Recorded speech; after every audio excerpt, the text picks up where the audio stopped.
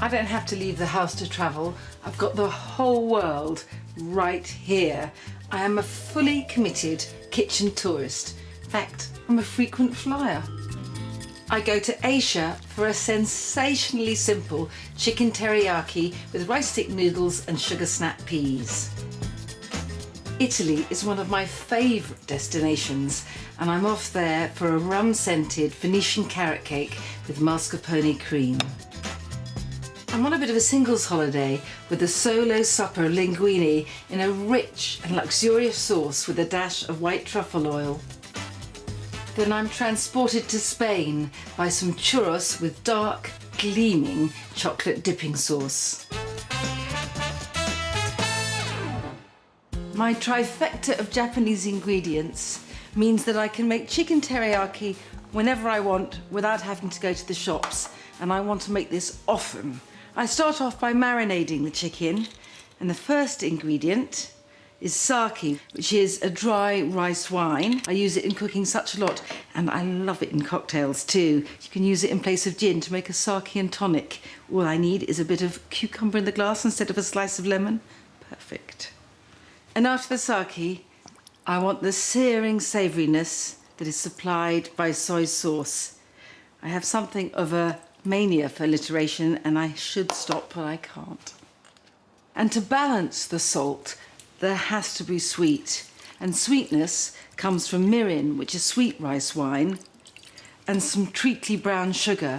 And what this does, obviously it provides sweetness, but on top of that, the sugar here will help the chicken and its sauce caramelise as it cooks.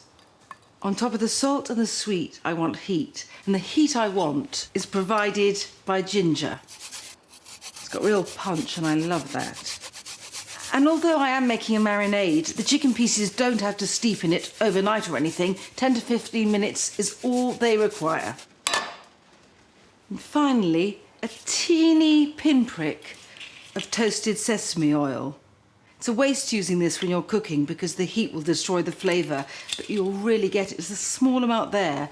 You'll really taste it in the chicken. And now, beautiful tones.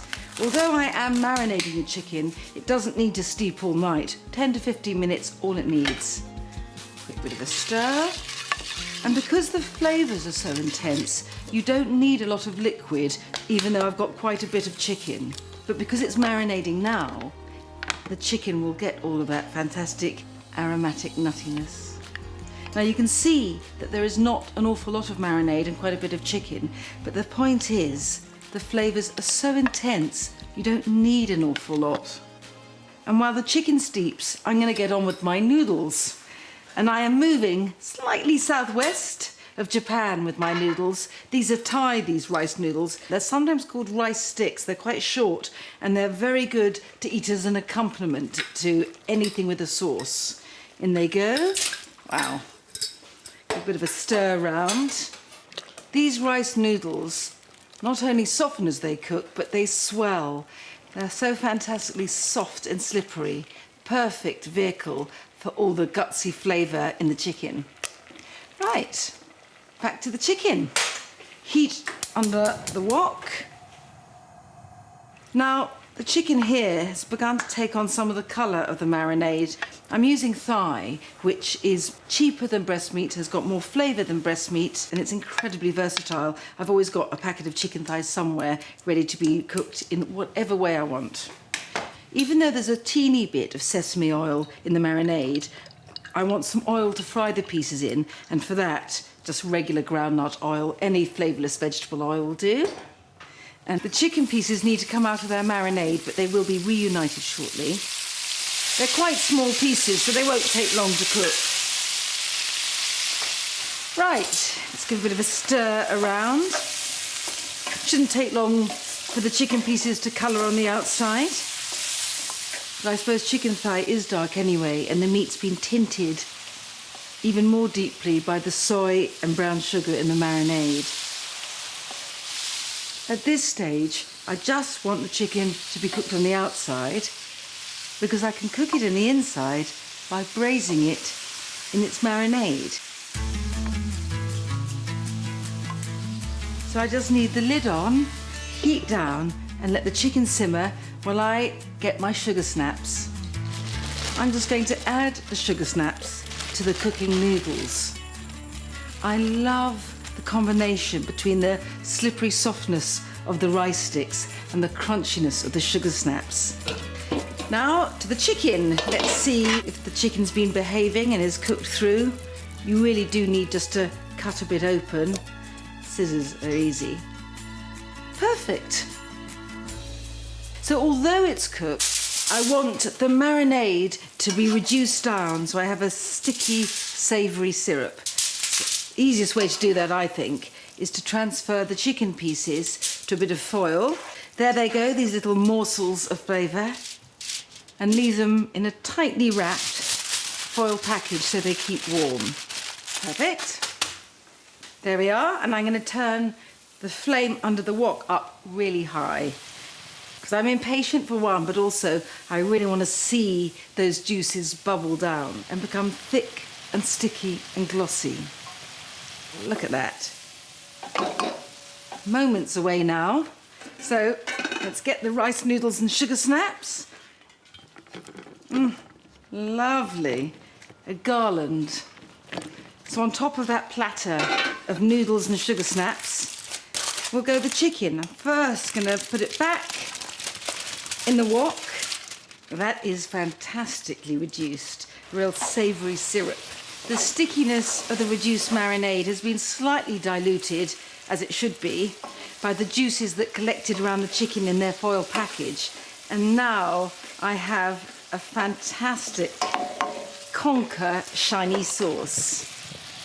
The chicken just needs to go on top of the noodles. Finally, I want a leafy scattering of fresh coriander.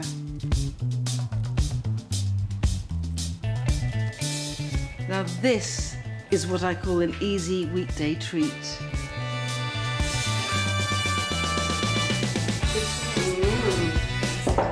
Okay, supper is served. Rosie, I'm going to ask you to be mama.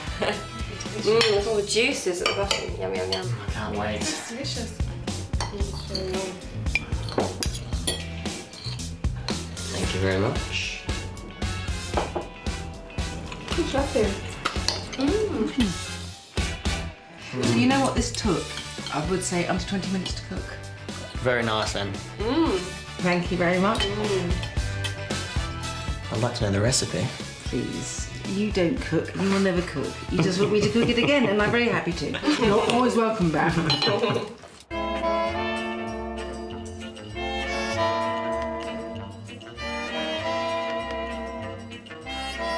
I can't tell you what a relief the invention of digital photography has been for me. It used to be very embarrassing for me when you had to go and get your photographs developed, because I would know that the person developing them would be so horrified that all I had given him was a lot of pictures of fruit and veg and some meals I'd eaten instead of pictures of my lovely children.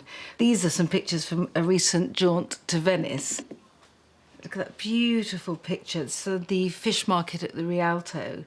So there's my salmon trout and those incredible mackerel. And then I've got lots and lots of tomatoes on the vine. Those blackberries, aren't they fantastic? And when I was in Venice too, I saw some carrot cake on a menu. I was very surprised because I've always thought that carrot cake was American, and I know what purist Italians are. But no, it turns out that actually carrot cake comes from Venice, and indeed from the Venetian ghetto of Shylock fame. So of course, when I got back, I had to try and recreate it myself. This Venetian carrot cake couldn't be more different from the towering, richly frosted American version.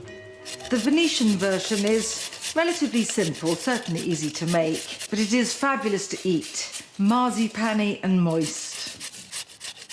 Obviously they share the same ingredient, grated carrots. You need 2 large carrots or about 3 medium. Coarsely grated is fine, so to speak. I'm all for laziness and shortcuts, but I find that if you use a processor, it makes the carrots not only too fine, but also too wet.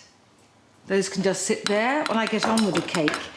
I want 150 grams of caster sugar. And this is an interesting part. 125 ml of olive oil. Don't use extra virgin, it'll make it too peppery. These just need to be mixed together, and I have to say it's much easier than creaming butter and sugar by hand. Not that that's impossible.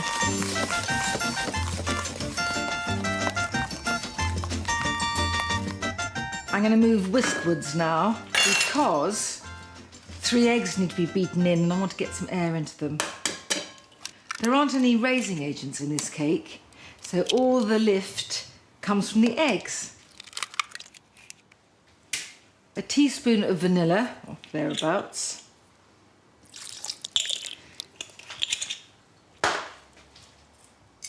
And now let's beat some air into this.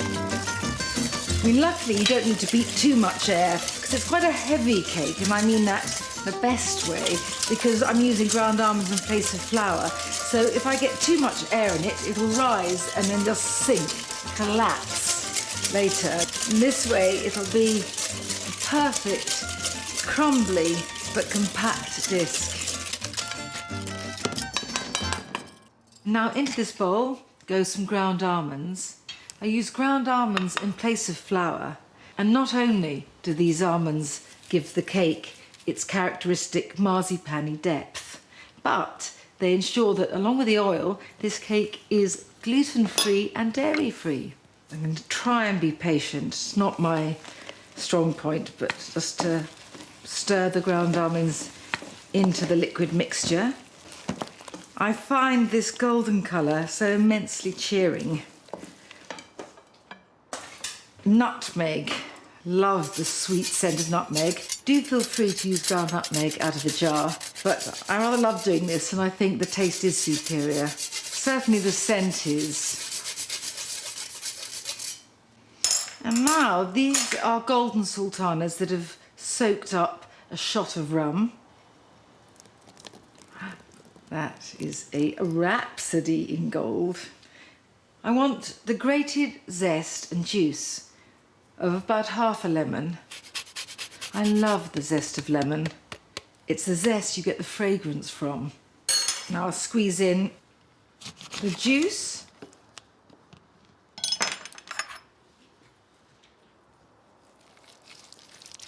I don't mind getting a few pips into the cake batter.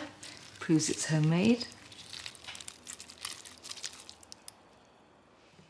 Obviously the carrots. Had I grated these with a machine, I'd have to put them in a tea towel and squeeze all the excess liquid out, whereas I don't need to. Final fold.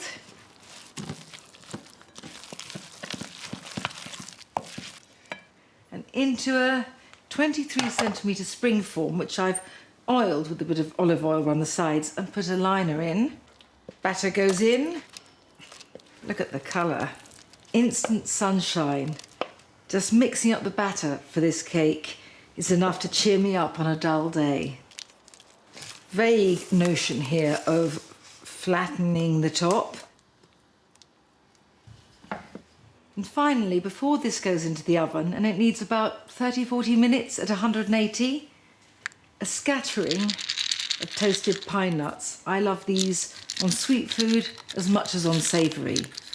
They always make things feel so glamorous, but not in a showy way. And here it is. We're done.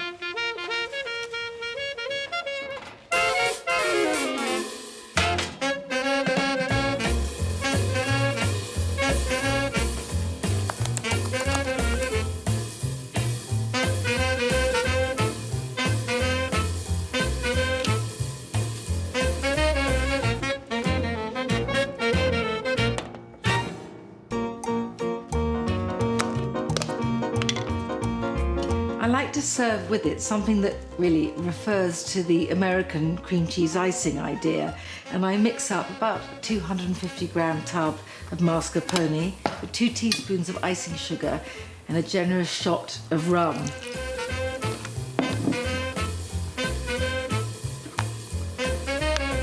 And then I put that in a bowl with a spoon on the table alongside the cake. Although this is fantastic when you have friends over, I firmly believe you owe it to yourself to enjoy a little solitary indulgence.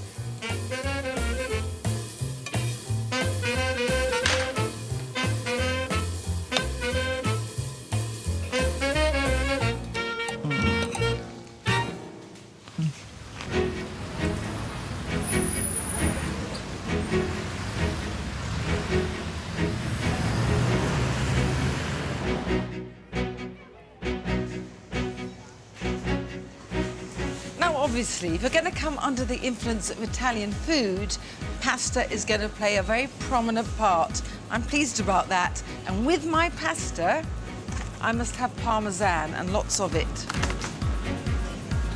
You know, frankly, I think a lot of nonsense is spoken about pasta. Everyone thinks that fresh is best. Well, fine if you make it yourself, but if you buy a vacuum-packed fresh pasta, well, I think, for me, the dried linguine, especially the ones made with egg, are much better. To go with the linguine, I'm not choosing merely an ingredient. I have a precious potion in the form of the white truffle oil. What I love about the way Italians cook is they know how to make food special while keeping it simple. They don't go in for somehow a whole orchestra of blaring trumpets. They choose a beautiful trumpet solo played by my truffle oil to serenade me for my romantic dinner for one. The best is yet to come, and babe, won't it be fine? The best is yet to come the day you're mine. When I'm eating alone and I want to feel gorgeously spoilt and almost criminally indulgent, I make my lone linguine. I've got here some egg linguine. It's dried, but it's got egg in it. Look, it's comes in its own little sleeping bag. This takes really 2 minutes, if that, to cook. This is speedy, speedy.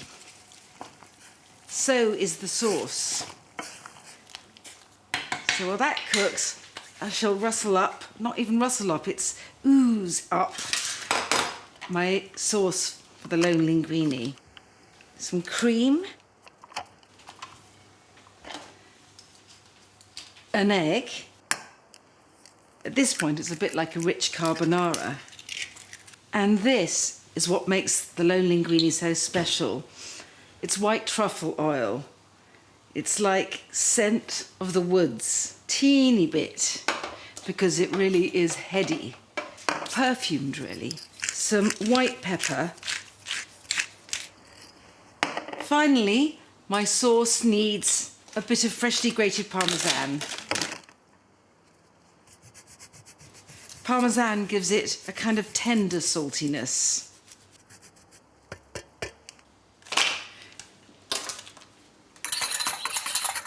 I don't need to whisk this much, I just want everything to combine.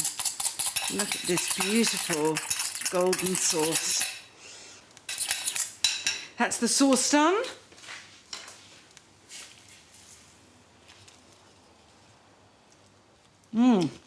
There's the pasta done, I can put it back in, it's only me eating. I need a teeny bit of the cooking water. And now, a quick drain and dinner's ready.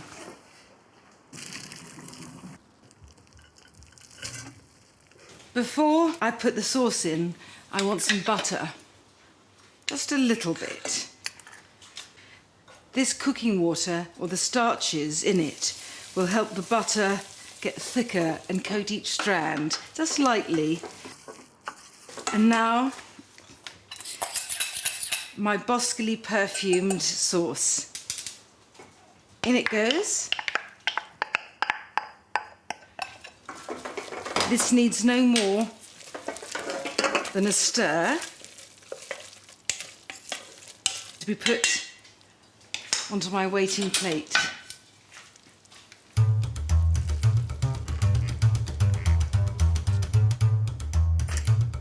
Serves one happily.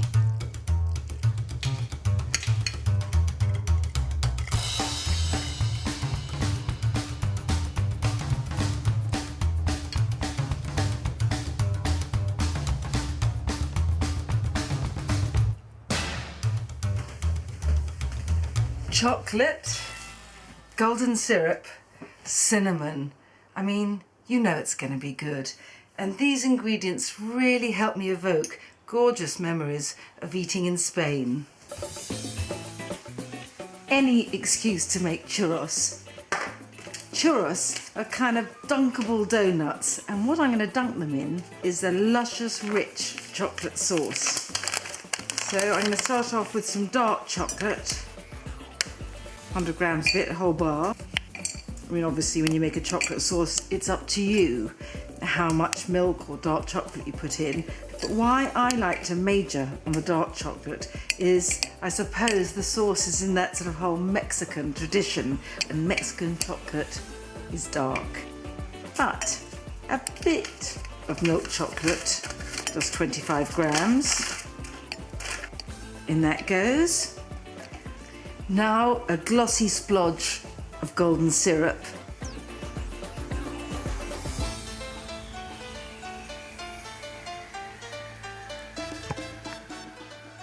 Followed by 150 ml of double cream.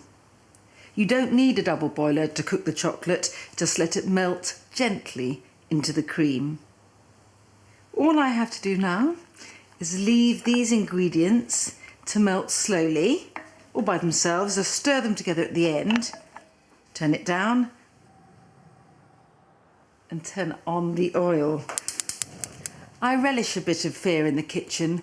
Feel the fear and cook it anyway. That's my mantra. I certainly think, I want to make things easier. So when I'm deep frying, I always use a small pan. I don't do a huge batch because that is just daunting, but this is easy. So is the churros, or so are the churros, I should say. 125 grams of flour, and a teaspoon of baking powder. That's how I start. Very plain. Now onto that, I want some oil, a bit of olive oil, with the chocolate, out of temptation's way. Just a tablespoonful of olive oil, anything like that, anything tasteless and inexpensive. So that's the oil, and on top, 250 ml of hot water. There's something celebratory, I think, about donuts. Well, these special ones, I don't know, it reminds me of lovely holidays and the sort of treat of something you don't eat every day. And I've got my long-time kitchen confidant, Hetty, coming, who is sporting a very impressive new bulge at the moment. So this is to celebrate her and her bump. I did say any excuse for churros. Nice to be able to blame it on someone else. This is a very, very simple recipe, and I'm very grateful for the inspiration provided by Thomasina Myers for this, not least because I love the name Thomasina, because my late sister was called Thomasina. My daughter's middle name is Thomasina. Anyway, chocolate's melted. Look. Yum. Now, you may have been wondering what this inelegant package is. In fact, it's not that inelegant. This is a very beautiful wine cooler, which obviously came into my life because I needed somewhere to park my pastry bag. And that pastry bag is what I shall squeeze the churros out of. Now, pretend this is the most expensive hand cream. Oil up. And that will help me lift the dough inside the piping bag. But I can't tell you how lovely it is squidging things out of that bag. Right, I am ready. Oil testing. This is how you test to see whether oil is hot enough for deep frying. You put a cube of bread in, and if it goes gold, you know it's hot enough. If it goes burnt, you know you left it too long, but this looks great. Right, this is my chosen method.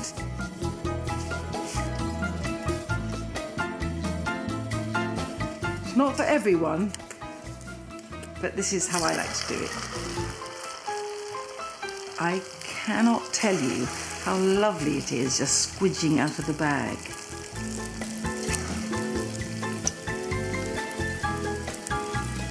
Just a few more exquisite squidges to go. And you see this pointy nozzle? It's this which squeezes the churros out with really sharp ridges, all the better to get crisp and golden on the outside and scoop up the divine molten chocolate sauce. Right, I have corked a churros just as I want it. The thing about these is they give you a fantastic contrast between donutty inside and crisp outside. You do need to let them wait just a teeny bit because you want the heat from outside to go right through so what is doughy turns fluffy.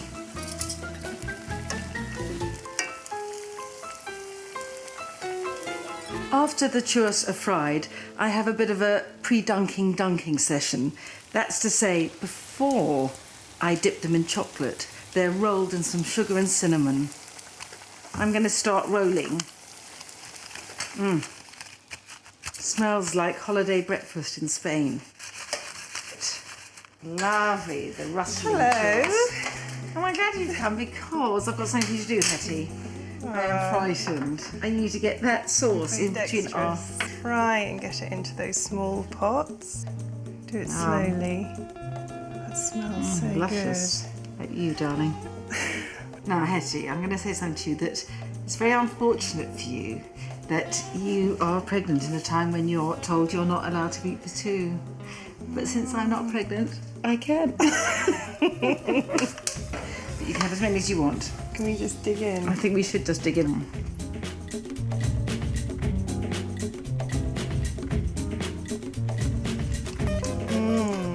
Quite dark sauce, isn't it? Very. I like that.